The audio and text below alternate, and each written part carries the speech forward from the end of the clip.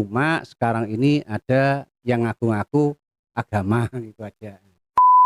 Kalau masalah politik itu banyak, ilmu mantek sudah dipelajari ya. Pilihlah putra daerah, guyup, rukun, makmur wargane. Mantap.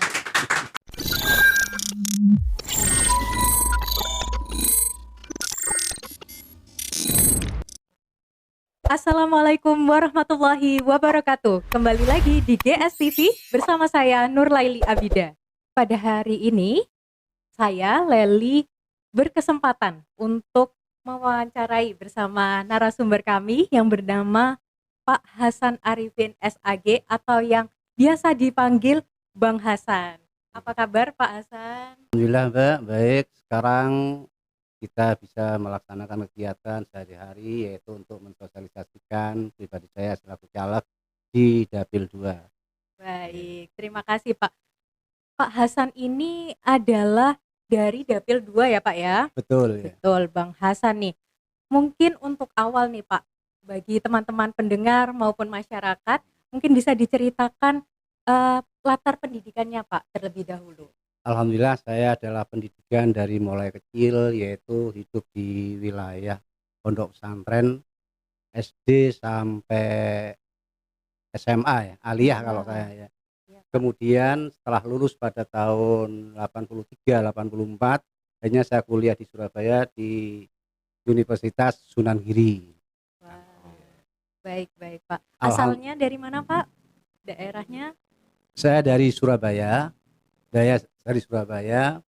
yaitu di wilayah Semampir asal mulanya. Wah, bagi teman-teman pendengar maupun masyarakat, ini salah satunya dari Bang Hasan nih.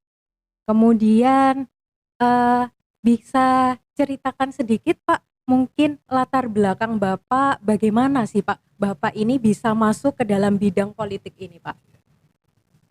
Alhamdulillah pertama-tama saya masuk di bidang politik, saya adalah karena saya selaku ketua PK, maka insya Allah mulai tahun 2019 saya jadi PK, maka sampai saat sekarang setelah pada tahun 2023 ini maka banyak tokoh-tokoh masyarakat karena ada di wilayah saya di wilayah Kecamatan Kenjeran itu tidak ada yang mencalonkan asal mulanya, maka saya didorong untuk menjadi calon legislatif agar nantinya bisa membantu masyarakat di wilayah kami.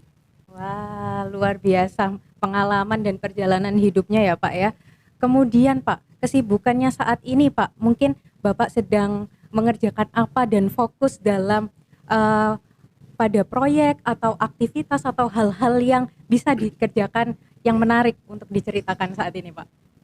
Kalau pada saat sekarang, pada sehari-harinya biasa saja karena saya adalah termasuk di dalam lingkungan pendidikan, saya memegang yayasan yaitu membina pada terutamanya adalah guru-guru yang ada di wilayah sekolah kami dan wilayah di yayasan kami. Kemudian juga saya adalah selalu melihat suasana yang ada di wilayah Kenjeran, terutama adalah lingkungan di sekitar itu. Apakah kebutuhan-kebutuhan di lingkungan itu kami mengambil daripada aspirasi daripada masyarakat agar nantinya kita sampaikan kepada teman-teman yang ada di dewan. Baik.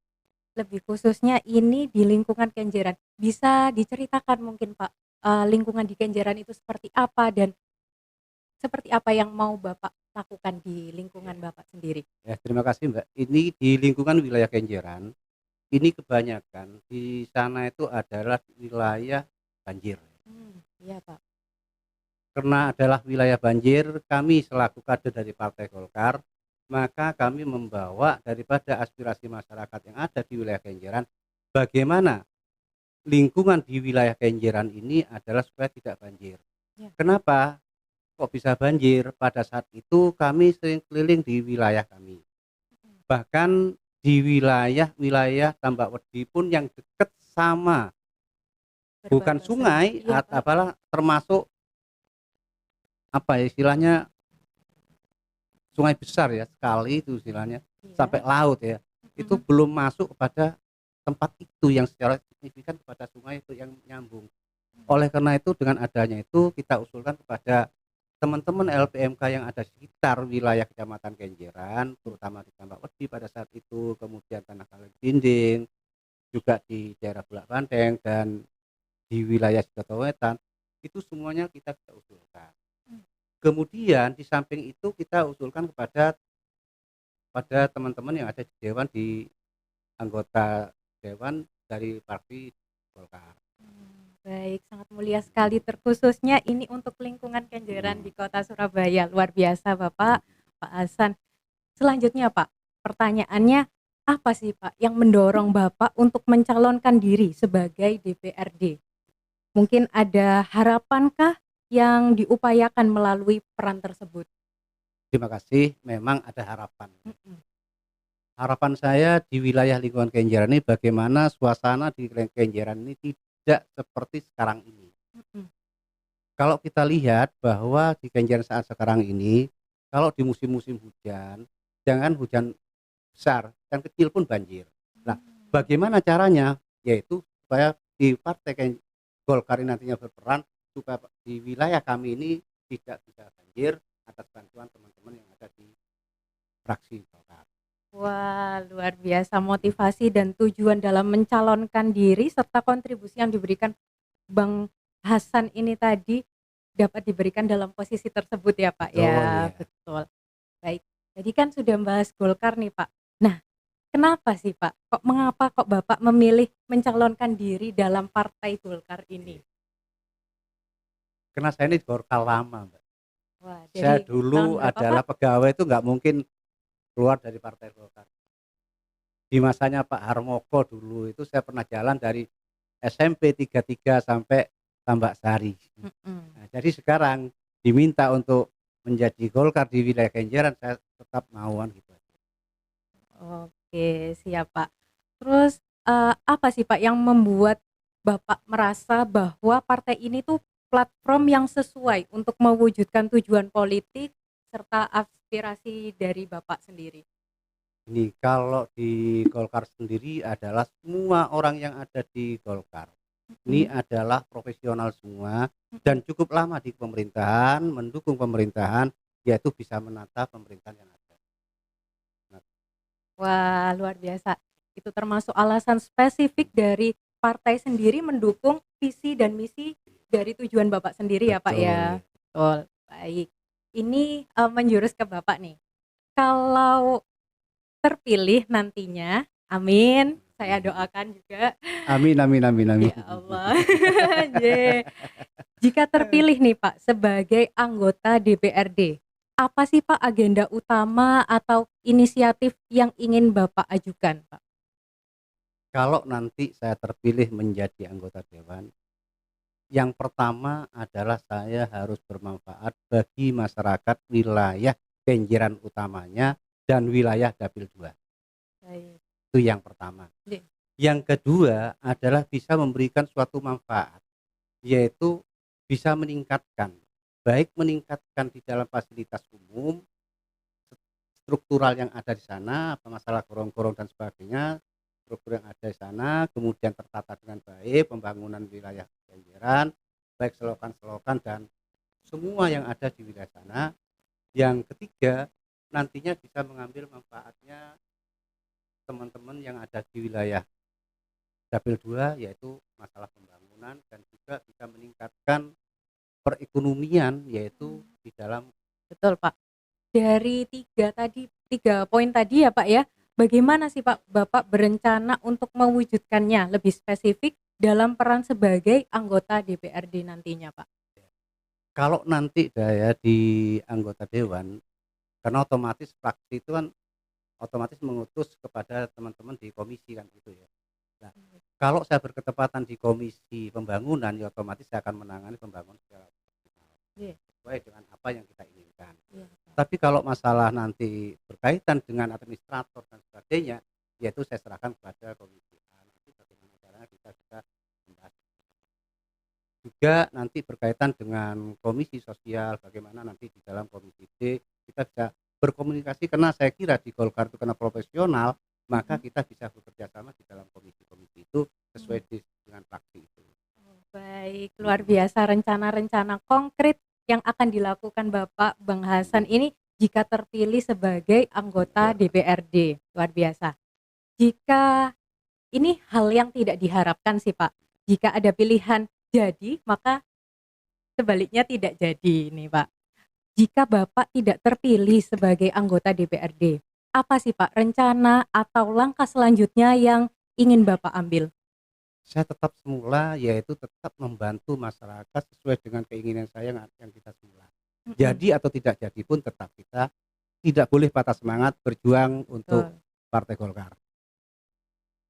Baik, selanjutnya Bapak berarti akan tetap berkontribusi ya Pak terhadap tujuan maupun aspirasi yang Bapak perjuangkan dari awal ya Pak Iya, ya? betul betul, Mbak. Betul. Baik, jadi Bang Hasan ini akan tetap terlibat dalam politik serta masyarakat nih, meskipun tidak terpilih nantinya. Terus berupaya mewujudkan visi dan misinya ya Pak Iya. ya? Tapi saya berharap Mhm. Ya Pak, jangan tidak terpilih. Semoga saya ini terpilih. itu guys. Betul. Untuk segmen terakhir nih Pak, sebagai penutup, Nggih. apa sih Pak pesan atau harapan yang ingin disampaikan kepada pendengar dan masyarakat yang menonton podcast ini Pak? Ya. Terima kasih terutama pada pendengar dimanapun berada dan teman-teman pengurus Partai Golkar yang ada di wilayah Kota Surabaya. Maka saya berharap bagaimana caranya kita adalah guyup bersama untuk memperjuangkan suara Partai Golkar, yaitu untuk bisa memberikan suatu kontribusi yang baik, terutama untuk membangun supaya Indonesia ini terus maju dan lebih maju lagi. Amin, amin ya robbal alamin. Mungkin ada kata-kata motivasi atau yang ingin Bapak sampaikan di segmen terakhir ini Pak? Ya, kalau harapan itu pasti ada. Harapan saya bagaimana terutama masyarakat jangan takut membantu partai golongan karya atau jangan mengeluh kepada partai golongan karya selama masyarakat itu tidak bisa membantu. Tapi kalau membantu Partai Golkar untuk maju ke depan lebih baik, lebih banyak merekrut suara, marilah kita semua keluhan-keluhan berikan kepada Partai Golkar. Insya Allah Partai Golkar akan menerima apa adanya. Baik, luar biasa. Insya Allah amanah ya Pak ya. Insya Allah, terima kasih. Baik, baik dari latar pendidikannya Bang Hasan ini kan dari pondok ya Pak Betul. ya. Betul. Mungkin ada yang disampaikan Pak meskipun dari DPRD yang berlatar belakang dari pondok itu seperti apa Pak? Sebenarnya gini, jangan khawatir dengan adanya sekarang ini alumni pondokan. Alumni pondokan itu sebenarnya kan semuanya keagamaan ya. Iya Pak. Bisanya hanya bertahlil atau berdoa dan Nah, sebagainya, itu keliru. Bahwa anak pondokan ini dari segi politik juga dari segi sosial dan memperhatikan lingkungan semuanya itu semua ada karena di pondok sudah diajarkan.